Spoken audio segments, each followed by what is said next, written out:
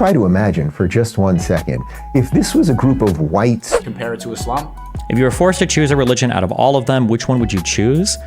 I'm impartial. You can't ask me that fairly because I was raised Catholic, right? Personally, I'm impartial to Christianity. I think that Jesus embodies probably the best values in terms of... They've doxed a bunch of YouTubers, at one point myself included, unfortunately. People are actually students. They're all masked, and I firmly believe now that COVID was just a test run to see how we could normalize masks so we could have jihadists out in the streets. We don't know how many of them are, as I said, students, but how many of them are even citizens of the United States. And just try to imagine for just 1 second, if this was a group of white students screaming about black people, or if this was MAGA supporters burning down things at Columbia, Joe Biden would literally send in the National Guard. What? Isn't that what Trump wanted to do? Wasn't Trump the one asking states to send in their National Guards or to send in their guards? Did Biden does anybody know? Did Biden ever mobilize? Did Biden send in National Guard? Well, no, Trump was president during all the BLM stuff, right? Fuck, my timelines. I feel like, dude, COVID wiped my brain of like time recognition. Yeah, but it's based if Trump does it. To be fair, also, I don't think Trump did it. I think Trump asked states if they wanted him to, or he was trying to push them to accept it, but they didn't want to, so I believe. Right? Like, but the left does not know when the left goes too far. Who knows how many of those people. I like that, God, fuck. The ages of everybody is so, I'm starting to like get away generationally now from younger people. There was an era on the internet for 2010, which was, it was the era of like edgy internet atheism and libertarianism. I think my guess is that a lot of the 2000s was kind of, a lot of the internet presence came from kind of, I would say like white, relatively wealthy middle class, younger kids. And I think a lot of us had resentment from our religious families. So in the online era, the atheism and the enlightened atheism and the tip-tippy was like the king of online speech. And then you had like a huge overrepresentation of Ron Paul supporters, the libertarian people that came out of that.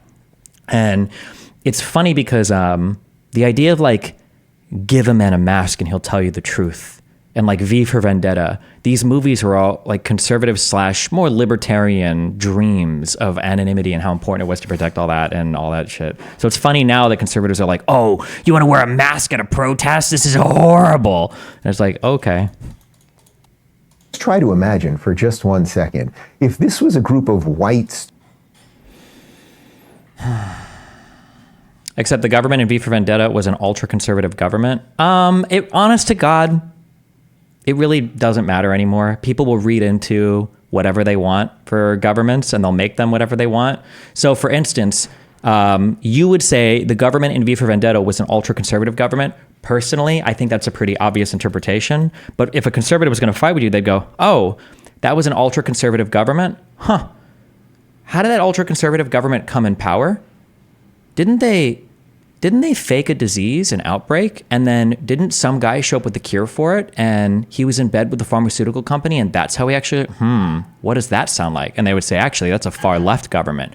So I mean, like, really, I mean, like, it's like when you get people that do readings of 1984, and they're like, actually, this is about far left governments taking over because of how they want to police our language with, did they call it doublespeak? What did they call it in 1984? When you wouldn't say something was excellent. You would say it was like double plus good or stuff like that, you know? Was it called? I don't remember what it was called. It might have been called doublespeak or newspeak. Newspeak, yeah. 1984 is a really interesting book. If you ever get bored, I think it's a worthwhile read, and it's like it reads well. It's like it's a decently written book. It's not like political prose where it's like Lord of the Flies or some shit. The funniest reason to read also 1984 is because I'm pretty sure every single person that talks about it has never read it before. Because when people talk about 1984, the only thing they talk about is Big Brother and like the security surveillance state. And I don't even know if I would consider that to be the biggest theme of the book. Like, I would consider that to be a minor theme. I think that the more important themes are I think that the idea is, because I think the guy is Winston, the name of the main character. He works in, it's called the Ministry of Truth, right? And the idea of mass censorship of like prior articles and making sure that everything that goes into the papers is fitting whatever the narrative is of the current government. The idea that narratives can switch fluidly and instantly. I think at one point in the book, he's talking about how they're at war with one country, and in the middle of the speech, they're suddenly at war with another country, and everyone just goes along with it. A really interesting concept. This is more philosophy of language, I guess, but the idea that words can mold thought, that if you restrict the vocabulary of a people to certain words, they can't even think of things outside of the vocabulary they have. I think that these things are all really interesting, in my opinion. But but I didn't read 1984 until I was like 24, I think, or something. But anytime somebody brings up 1984, you would imagine, oh, that must be a book where they're just like running from video cameras all the time. That must be a thing where they just talk about like cameras everywhere. It's like, not really. I feel like that wasn't even one of the more interesting concepts of the book. But yeah. When you're reading Manufacturing Consent by Noam, honestly, like I bought the book and I read like 20 pages in, and I don't trust anything he says about South America, so I started bookmarking stuff, and I wanted to start fact checking it, but I don't know. It's sitting on my shelf. Maybe someday I'll give the rest of it a read. I don't know. Now that I'm like living in media spaces and I'm reflecting a lot on media spaces, I'm getting a lot of thoughts on how media and everything works too. So I don't even know how much I would care about like what somebody else would say about media, because I don't know how relevant it is to media today, or maybe it's super relevant. I don't know. I'll probably read it. I only have so many hours in the day. LOL, I'm watching this while coding. Destiny, so mad Hassan loses it. Hassan could do way better here if he learned to distinguish a causal explanation from a moral justification. He keeps wanting to causally explain Hamas's actions by pointing to prior Israeli actions, but he doesn't know how to clearly conceptually distinguish that from morally justifying them. I don't understand why people are so averse to learning some philosophy. He could get around all that by just being like, no, I don't think it's morally justified, but I do think it's causally explained by Israel's actions. Then if someone says he's justifying it, ask him to spell out the entailment. I don't think that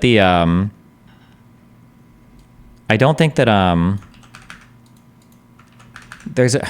Okay, listen. Me and Isaac, I think, are okay now. But by the way, I don't think I've ever hated him. I just didn't like their ultra debate style, okay? But he moderated my debate with Alex, so we're fine, I think. I think he even has parents by Discord. There's a strategy that they use that works like in a very hardcore philosophy, a hardcore logic environment, where they'll say something like, oh, well, if you said that if you're saying I'm contradicting myself, a contradiction is when, and there's a formal explanation of a contradiction. I don't even know the formal explanation, but they'll say like, oh, and they'll spell out that, and then he's like, can you please entail where I've illustrated a concept that is the disjunction of blah, blah, blah. And I think most people are just lost. I don't think like it would work in a hardcore philosophy environment where everybody is like strictly forced to adhere to rules of, rational debate and all that. But I think in a media environment, I think you're just going to look a little detached. Sounds like how Destiny flip-flops when he discovers a new factoid. What?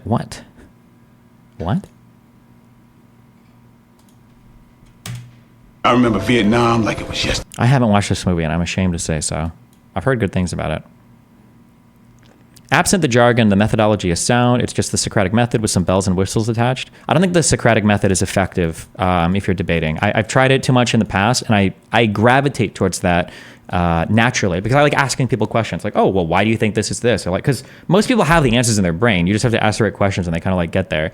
But when you're in a debate, if you ask a question, what you're really doing is enabling your interlocutor to just like yap for another 3 minutes. And it's like, I still catch myself doing that, although I don't do it as much, where I'll ask a question like, wait, I shouldn't have asked it. I should have asked it rhetorically and then answered it instead of waiting. Now I just give them the opportunity to yap more, Yeah.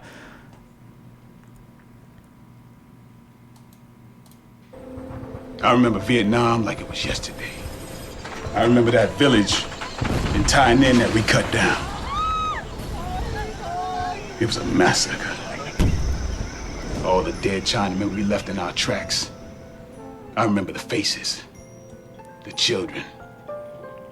This one child I'll never forget. Poor little bastard was still alive. Little Chinese legs were blown clean off. Still see his little shins and feet hanging from the ceiling fan across the hut. He was charred from his head down to his little Chinese knees. He tried to get up, but he fell over when what was left of his right leg broke off. As he laid there, flat on his face, he looked up at me. His little Chinese eyes burned right into my stomach, deep into my soul. He said something to me in Chinese. Like, Boko Sao sounds like some cartoon shit, but I understood it to be a question that he was asking me. And I don't have to know how to speak Chinese to know what that question was. Why, Black Dynamite? Why?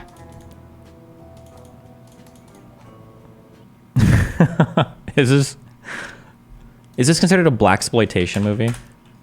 Are we okay with that, or did that end up being not good? Oh, this is a way more recent movie too, 2009. Okay, it is blaxploitation.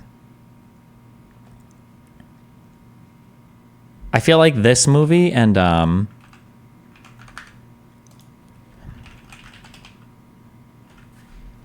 I see so many clips of this movie. Is it called Airplane? Am I making this up? What is blaxploitation? I think, I don't know why I'm explaining this. Let's see, I want to explain it and see how far off I am.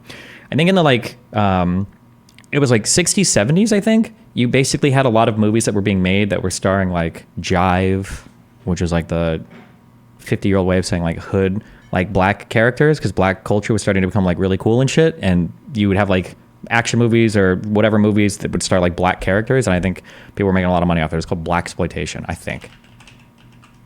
That's my understanding of it. Let's see how far off or where we're at on this. Blaxploitation is an ethnic subgenre of the exploitation film that emerged in the United States during the early 1970s when the combined momentum of the Civil Rights Movement and Black Power movement. The Black Panthers spurred black artists to reclaim power over their image, and institutions like UCLA to provide financial assistance for students of color to study filmmaking. As part of Hollywood adopting a less restrictive rating system in '68, the term, a portmanteau of the words black and exploitation. After the race films of the 40s and 60s, the genre emerged as one of the first in which black characters and communities were protagonists rather than sidekicks, supportive characters, or victims of brutality. The genre's inception coincides with the rethinking of race relations in the 70s. Maybe they don't necessarily have to be like action-y movies. That might not be true. I might have made that up. Are you telling me you haven't seen Airplane? No, I've only seen clips. It looks like it's still funny, though. Although, man, I will say this one more time. Oh, my God. I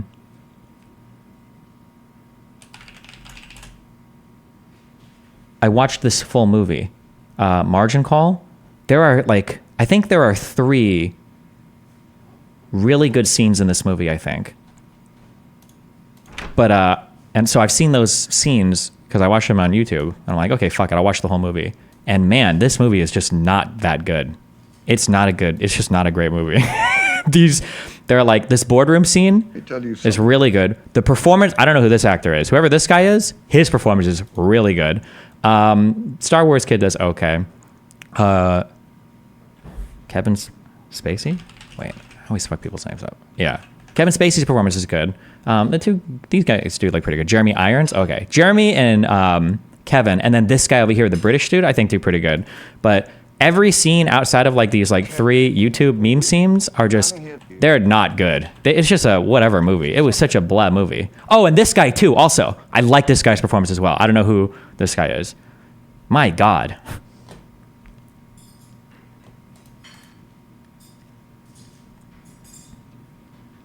Mentalist? Why isn't it on your Letterboxd? I just haven't reviewed it yet, okay. You need to watch Too Big to Fail. It's better than Margin Call and Big Short. Maybe. I'm so over, maybe this is just because I'm a capitalist shill or because I'm part of the rich class now, so I'm tired of your guys' proletariat struggles. I'm just super over movies that are like, capitalism bad, capitalism so bad. And I'm like, okay, I guess. I'm kind of like over that. Like, I don't feel the hit at the end anymore. And this movie was basically like a capitalism bad movie. Since you watch Margin Call, maybe you will like this Almost Friday TV skit. I'm banning you for 3 hours for not being aware. I can't believe you think I haven't seen this. Unbelievable. You talked about this yesterday? Yeah, I know. Well, in the 2008 crisis, these firms were actually bad. I mean, a little bit. Yeah. Can you explain Margin Call? Just some firm was like, they were the first ones to find out about the housing stuff. And they sold it all and survived. But it's a fictional firm. It's not a real firm. I'm looking for Nipsey. I agree. Movies like Margin Call or The Big Short try to put in some cringe political undertone of our system is fundamentally broken, dude, as if a huge amount of our problems aren't caused by each other trying to get a leg up. A little bit. I'll give a lot of leeway to The Big Short, though, in that who's the director of that? Well, I haven't actually watched The Big Short, but I feel like I've seen the whole movie through clips. This movie is just done really, really, really well, at least from everything that I've seen of it. The performances are good. The scenes are very entertaining. The writing is snappy and funny and good. Just like this is just a really, really well done film. I agree that there's kind of like the cringy. There's like the cringy capitalism bad undertone, but I don't even care. It's just from what I've seen, it's just such a well done movie. One of the funniest things that I never realized, racism alert, I didn't know that you could look foreign by like the way that you just like hold your lips. The Asian guy in this, important to understand because it's what allowed a housing crisis. The Asian guy in this does a really good job of like looking like he can't speak English just because of the way that he. My math specialist, look at him. You notice anything different about him? Look at his face. Very racist. Look at his eyes. I'll give you a hint. His name's Yang. He won a national math competition in China. He doesn't even speak English. Yeah, I'm sure of the math. Actually, my name's Jiang, and I do speak English. Jared likes to say I don't because he thinks it makes me seem more authentic. And I got second in that national math competition. One thing I super appreciate you is that you don't you write something completely off just because you disagree with the overall message of the movie. You're willing to talk about the pros and cons and what you enjoyed. Right? Someone like Hassan would completely write off a movie if he doesn't agree with the message. True. I am an exceptional human being. Have you seen Better Call Saul? Seems like it'd be 100% your type of show. Probably more than Breaking Bad. Listen, I've said this. I just can't. I can't watch de-aged people, and I can't watch people that are supposed to be younger when I know they're older. It just does something in my brain. So I haven't watched Better Call Saul. That's why I didn't watch The Irishman. Although I will say now, we watched this scene. This is just so funny. Where they de-aged her dad, I think digitally. The dad is supposed to be... oh, fuck, wait. It copyright molested me for that last video clip. Oh, no, wait, okay, we're good. Or it was going to. Her dad is supposed to be, what, in his like 30s or 40s or something? But you can tell the way that De Niro comes out here that this guy is like 90 years old. It's just makeup? Is it? I thought they digitally de-aged a bit too. The way that he comes out here to fight this dude is so funny. Oh my God. I'm sorry. No, please. No, please.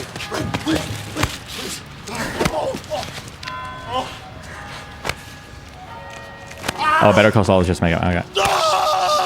I'm not afraid! No! What's that, you motherfucker? Come on! He's very clearly an old man. How did you feel about the political commentary in American History X? I thought American History X is a very well done movie, especially because I'm a racist KKKer myself. I like that in American History X, American History X is such a well done movie.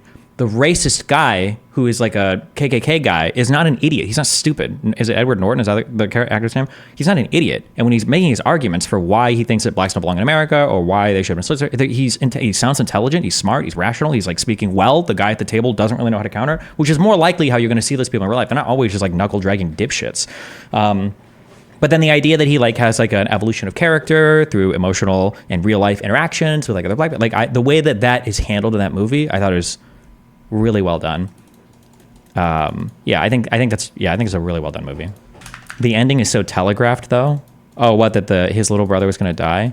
Yeah, I still am not sure. I think I asked Stream about that before. I don't know why the little brother died. I feel like I don't know what you're supposed to make of that your actions have consequences, because it feels like morally, if you've redeemed yourself, that there should be redemption there, right? I don't know. Or maybe it's violence begets violence. Yeah, I guess that's kind of sad, but right-wingers think American History X is made for them. You can actually read the comments in the YouTube clips and stuff. Pretty interesting. Oh, yeah, I bet. American History X came out in 1998. Who is watching that old crap anyway? True! Sneeko's old friend destroyed you when he analyzed the debate you guys had. Oh, wow. Muslim? Why did they get so... 2 hour, 23-minute video. Yes, I definitely am watching it. It's from the Muslim Lantern. My God, yes. When you make fun of Can him. you stop there? That's what do you say? Yeah, I was just saying, you stop there just to address this kind of ridiculous, nonsensical claim this blue-haired guy is making, right? So My hair's not even blue. Why would you even call me blue-haired? Jesus. he's trying to equate a personal shame to a defense of an idea, an ideology. An ideology is not something that is you yourself. This is now the false equivalence that he's making in this analogy, right? Right. So when we say, for example, when a Muslim get angry, he gets angry because he has a belief in a specific ideology, and he believes this ideology is true, and then he believes that you are misrepresenting or showing this ideology in a way which it shouldn't be. So they're passionate about an ideology that they believe in. But in the example that you made, there's a sense of shame because it's a personal thing. Now, someone come and say, okay, but religion is a personal. Young men, listen, the Muslim shit scares me now, okay? Here's what should happen. Do you know how to make the world a better place? Maybe? What if... No, that was retarded. I was about to say something retarded. I just got stuck in anime world. I was going to say young men under the age of like 30 just shouldn't be allowed to make important decisions worldwide because they have too much negative energy. It's not healthy. It's not good. But then I realized in the real world, the people making these decisions are all like kings and presidents are all like 50 plus anyway, so... I was thinking in the anime world. Whereas, God, fuck, what were the ages of... Oh, I saw his name. It's so funny that, like, in animes, when you've got, like, world political leaders and shit, like, oh, like, he's old. This is an old guy in the anime. Because the Gundam pilots are, like, 15. But this dude, he's old. That's why he's, like, a leader and he's so important. He's 24. I'm like, bro, what are we doing here? Oh, there's one guy in this show that's supposed to be, like, super old. Like, he looks old. Like, when you look at him, he must be in his 50s or 60s. And he's, like, 32 or something. Who am I trying to think of? I don't remember all the characters from the anime. But, yeah. The girl's dad. Oh, and Endless Waltz. Marimaya Endless Waltz. I don't even think that was her dad. Thing. Yes, but this is not. The difference is it's an ideology that he believes. How old were the founders of America? That's a good question, actually. I don't know. If we look at the time in 1776, okay, George Washington, Wikipedia. He was 34 at the founding of the nation. 1776. No, 44. Okay, so he's an old fuck. For now. In 10 years, I'll change my mind. What about Thomas Jefferson? 1743. You have to factor in age inflation. And you're 35, how does it feel to be a failure? What do you mean? Some people found nations, other people found factions, like the Taliban. That's my calling.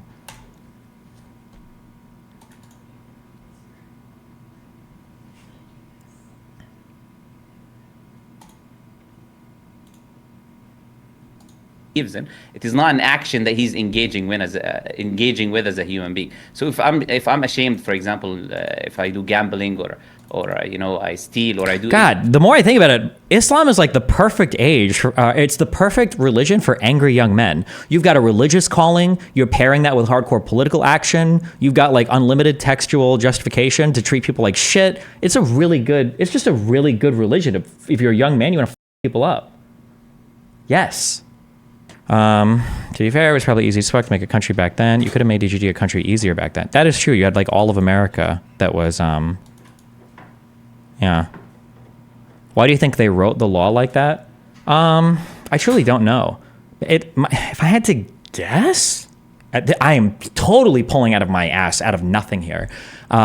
Because Islam came along later, right? Way after Judaism and quite a bit after Christianity. Although how long is like 500 years really from the year 0 to 500? It's not like the year like 1500 to 2000. But maybe they had a little bit more foresight to be like, hey, like we should make our religion a bit easier to work with like politically so that we can like have a stronger religious presence. So maybe that's why, I don't know, maybe. I'm completely guessing. I have no idea. I don't know. To be fair though, like Catholicism, textually, I don't believe there's anything written that implies any sort of political hierarchy organization. But I'm pretty sure the Catholic Church was unbelievably influential throughout the Middle Ages, right?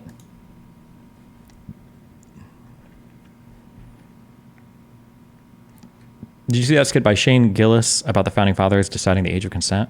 No.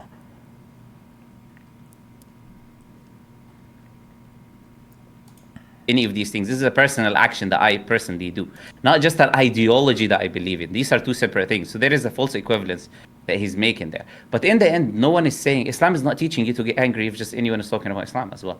This is another straw man that he's making in this analogy. So Islam doesn't teach if someone speaks about Islam, then you just go around and do whatever this stuff he's saying. So that's not Islam. So But this maybe analogy doesn't work. Does that false equivalency happen? I notice it a lot, not just with these blue hair people, with all of them. Isn't their religion, because humans are always inclined to follow something. They need faith in something. Don't you think that LGBT and this whole, that craziness, that's become their faith and their religion? That's why they compare it to Islam? If you were forced to choose a religion out of all of them, which one would you choose? I'm impartial. You can't ask me that fairly because I was raised Catholic, right? Personally, I'm impartial to Christianity. I think that Jesus embodies probably the best values in terms of like treating people selflessly, in terms of doing things for others, in terms of like defending your faith, but also like being sacrificial for other people. Like I just think Jesus strikes a really good balance of that. Old Testament shit, I don't know if Jewish people study the Old Testament like we did. Old Testament shit is really brutal. That God seems ass mad as fuck. And then Islamic stuff just seems like it has a lot of potential problems too, where they all seem ass mad as fuck. I feel like Christianity strikes a good balance, at least of the three Abrahamic religions, in terms of like being a selfless, compassionate, caring person. Christ is king. Why not Judaism? I don't know. That God just seems really mean.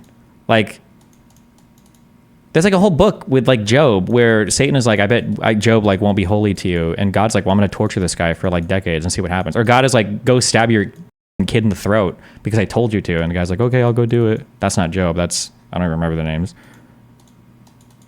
Or Moses spends, it's symbolic numbers. I don't even know this, but all the numbers in the Old Testament are symbolic. They're not real. So like when it says, I think 40 is supposed to be a number, 3 is perfection, 40 is a number of like trials and suffering. I think 6 is evil. So like when somebody says somebody wandered the desert for 40 years, or when somebody says something like somebody like wept for 40 days, or it's because they're going through like a trial of some sort. Moses led his people out of Egypt through the Sinai Peninsula, through the desert for 40 years. And then he gets mad and he hits a rock twice, and God keeps him out of Israel. That's brutal. That's brutal, man. Is that a commonly agreed on thing, that the numbers are metaphorical? It should be, unless Jewish people are delusional. Wait, are there any Jew dudes in here? You must. In Christianity, we were taught to read those numbers as metaphorical. That's why like 666 is like 3 sixes is like the perfect evil. What are the other numbers? 40 is trial and tribulation. 12 might also represent perfection or something, because there were 12 apostles or something. I think I'd have to go and check, but I'm pretty sure the numbers are all supposed to be like symbolic.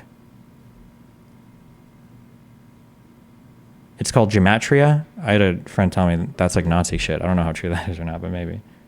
Pretty sure God got mad at Moses for saying that it was him, Moses, that summoned the water from the rocks and not God. So God took away the power for not praising him. Is that true? I thought that the issue was that, I'm almost positive that's not true. I'm pretty sure that God told Moses that if he fucking prayed to the rock bullshit, that the rock would produce water, or manna is what they called it, I guess. But Moses got impatient and he hit the rock instead. And then after he hit the rock, it was his impatience and his lack of faith that God punished him for. That's what I thought it was. Maybe the other thing happened too. I don't remember. That's the guy you gave the 10 Commandments to. Damn. The view of Moses hitting the rock and why he was punished is an incredibly complex topic. Literally dozens of books on the topic. Yeah, I'm sure there's a ton of interpretations about a lot of different biblical things. Yeah. Could be wrong, but the power was to bring the water from the rocks by hitting it. Maybe. He was either supposed to speak, or I think Jordan Peterson, somebody mentioned it. I think Jordan Peterson said it was to speak. I think he was supposed to hit the rock once, but then he hit it twice. We don't have to guess on this. We can just go read it. What book is this? I don't even know. Moses hits rock. Old Testament. Numbers 20, verse 7.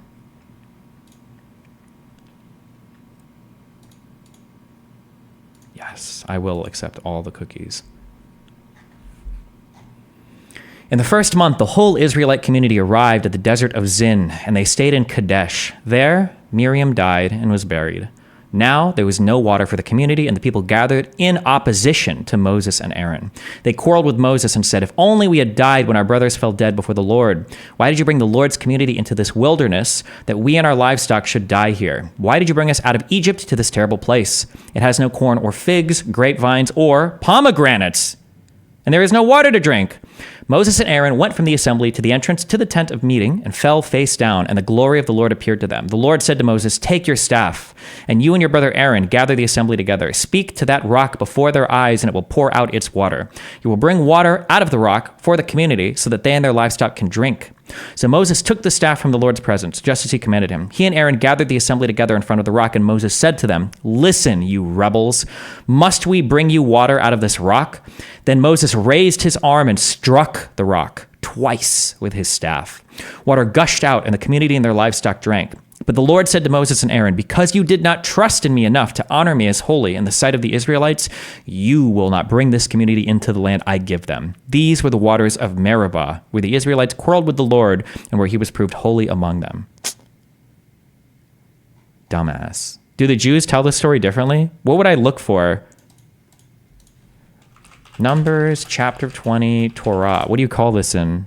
I don't know anything about the Torah or how the fuck this works. It's written in Hebrew, so I imagine this is...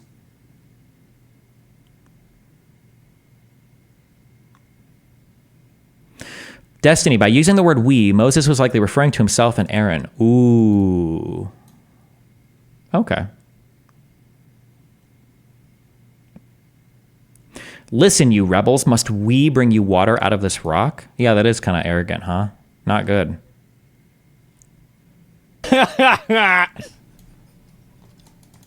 Listen, I'll up the number, okay? 30K to anyone who'll make this dipshit disappear and make Eve's breasts bigger. Okay, you have to do both. All right? Because then it's a win-win for me. I get more breast. Who is Eve? And I don't have to see that moron on my timeline anymore. So if you think about it. It sounds kind of bad, but it also kind of sounds like she's joking. So, like, I don't know. Is she really making an actual death threat? Or... I want to talk about audience responsibility with you. Okay, you've got 5 minutes. What do you mean 5 minutes? Don't be gay. I have a big debate on the first, and I'm trying to do this. Yeah, but go ahead. Do you know who Think Before You Sleep is? No. Okay. He's like one of these maybe like anti-woke type YouTubers. He makes videos like, this person's dumb for being woke. This woke ideology's dumb, whatever. Yeah, cringe. He made a video about this Illymation person where he basically said that she was like promoting fat acceptance, right? Okay. And he said in his video, he was like, it's possible that some of her advice is going to lead to people overeating and then dying, is basically what he said, right? Okay. The arguments were kind of crazy. There were also other segments of the video that weren't good, like him like analyzing her dress code and being like, actually, she shouldn't do this because it makes her look ugly. But if she did this, she would look better. Like, it was kind of a dumb... there were dumb parts of the video, right? Okay.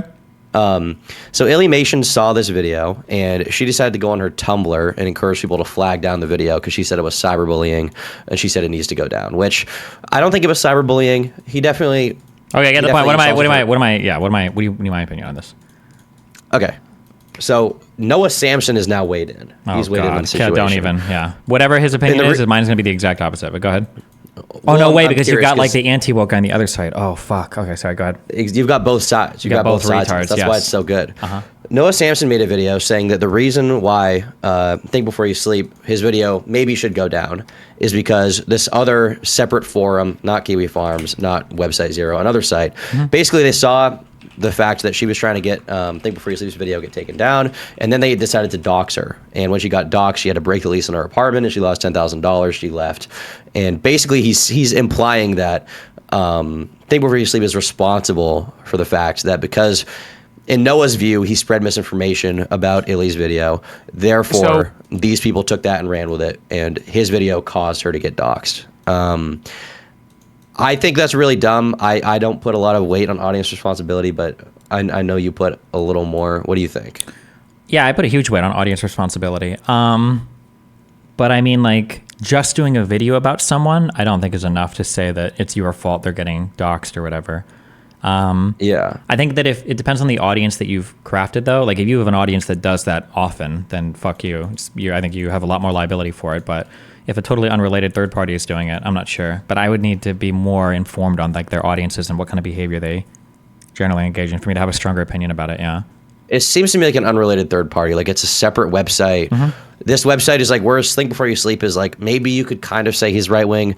This website has a lot more like kind of far right people on it. And so they kind of are more inclined to, you know, go with behavior like that. They've doxed a bunch of YouTubers, at one point myself included, unfortunately. And they dox people for like very asinine reasons. And they typed out an explanation saying, well, because this person, Illymation, is woke, because she tried to deplatform Think Before You Sleep, we're gonna dox her. And then Noah makes the argument. He's like, well, it's actually not deplatforming because you have to have 3 videos get striked to get deplatformed. And in reality, she just wanted 1 video get taken down. Noah's advocating for DMCA or a community guidelines strike? Community guidelines is what Illymation was trying to do to Think Before You Sleep. Under what basis? Under the basis of attacking her appearance because he said that her outfits were bad. So the question when I always look at situations like this, I always try to back up and I try to ask, like, what's the rule? So, like, what is the rule that we would craft here? So then if you make videos about people and you comment on their appearance, that should be banned? Or, like, that doesn't seem like a satisfying rule to me. Like, I should be able to call somebody ugly without being banned. That seems a little bit wild, no? I know YouTube has a rule where you can't attack people's intrinsic attributes. It's not really enforced across the board, but basically after commentary channels like Leafy were being like, look at this kid's fucked up tooth, they put this rule in place where, like, you can't target someone to be like, this guy's fucking disgusting. People on YouTube still do stuff like that, and they don't usually get hit. It kind of depends on who you are and, like, you know, how YouTube wants to enforce it that day. But Think Before You Sleep's video wasn't down. Then Noah Samson makes a video, and then it immediately goes down. Basically, like within hours, it goes down off of YouTube. So I don't know. It's interesting drama. I know August would love you to look at it. I know you're doing debate prep, but I know it would absolutely tickle you. Okay. Community guidelines on harassment. Content that contains prolonged insults or slurs based on someone's intrinsic attributes. These attributes include their protected group status, physical attributes, or their status as a survivor of sexual assault, non-consensual intimate imagery distribution, domestic abuse, child abuse, and more. Content uploaded with the intent to shame, deceive, or insult a minor. This means... Yeah, he absolutely didn't do any of that, I would say. Well, the top one, it sounds like he could have, right? If we're saying physical attributes. But this says prolonged Is someone's physical attributes insults? like how they dress? I don't know. That's pretty vague. Physical attributes, What does that mean? Is that weight, or does that include like a scar? Or does that include, like, I don't know. But it also says prolonged insults. When you say, the thing is too, and like, I just don't know, when you say like he was talking about like the outfit they were wearing, was it like, oh, like this person's saying that no clothes fit them well, but if they wear this style of clothing, it would actually be flattering? Or were they saying things like, this person wouldn't look like such a fat fucking slob bitch if she knew how to fucking walk into a fucking store and pick out an appropriate fucking outfit? Like, what is the... He definitely didn't say fat slob bitch, but he was like, this outfit is worse for you, whereas this outfit shows more of your forehead, which people may find unattractive. Like, it was that kind of thing. Huh. Like, in my opinion... Obviously, YouTube community guidelines may disagree. I think you should be able to call people ugly on YouTube as much as you want. Obviously, that's not in my hands. Yeah, it seems to me like his video didn't really violate the guidelines, and they ended up taking it down anyway. I think the worst thing that Think Before You Sleep did in that video was be like, by giving this dumb advice on dieting and how you shouldn't have to worry about what you eat, she's going to directly lead children to die, which is kind of what he said. I think that was really dumb. But I don't think that's deserving of deplatforming either. I feel like you should just disagree with the argument and talk about it. I guess, I don't know. I would have to know why the channel got taken down. Like what, because he should have been given a specific community guidelines warning, right? Or it should have said specifically what it was for, right? Yeah, so they said it was removed for a violation of our community guidelines. His explanation... Wait, it doesn't say what? Let's see. He had a tweet about it. Okay.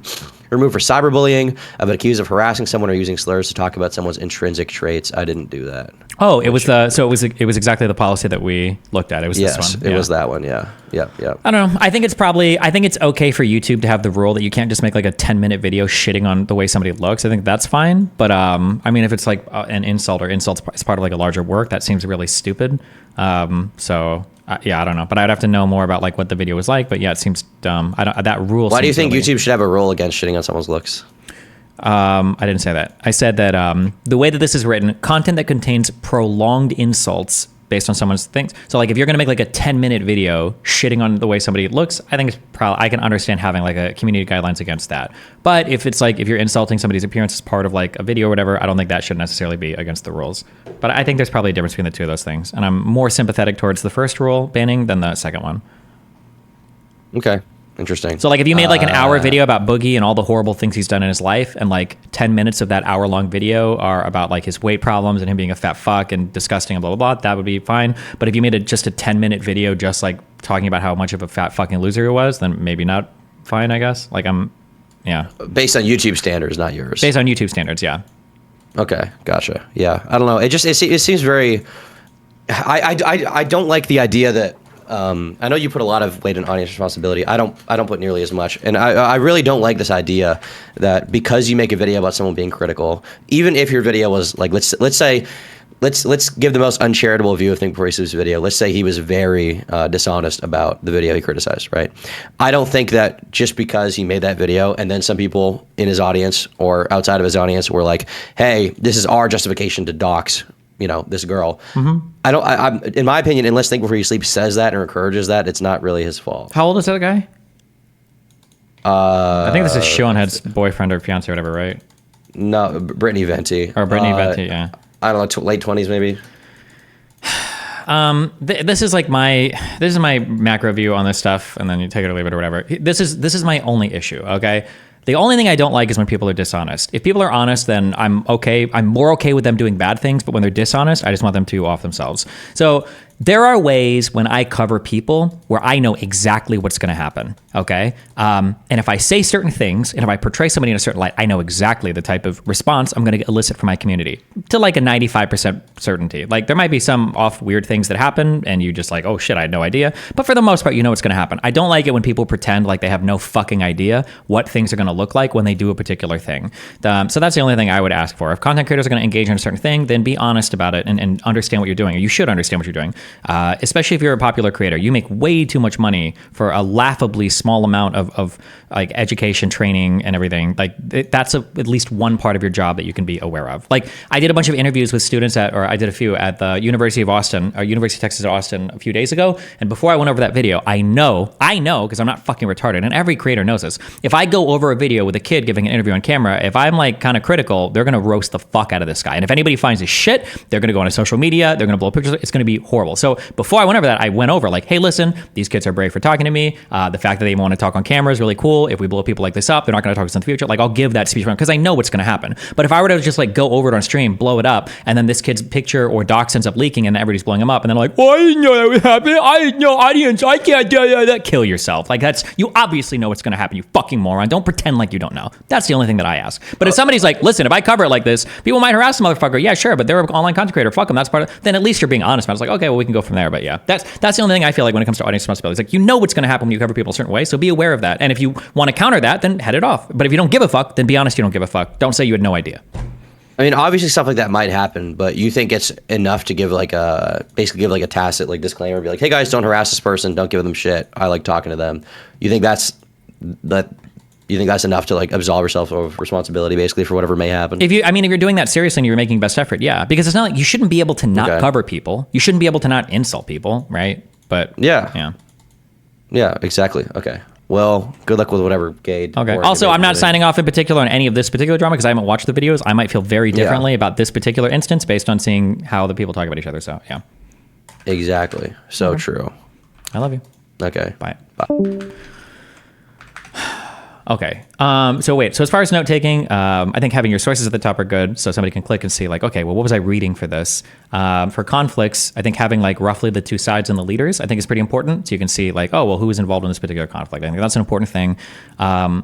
Location, obviously, where something happened. Causes, like what led up to a particular thing or caused it to happen. What were the actual events of the thing, and then what were the outcomes? And then I think there's a really important section I'm trying to keep at the bottom now for important notes. I think that for my timeline, I think what I'm going to end up sticking in these boxes are going to be whatever I have in the important notes section. So like if you were reading like a timeline, like what are the really big takeaways from any given event that you would want to know coming out of it, I guess.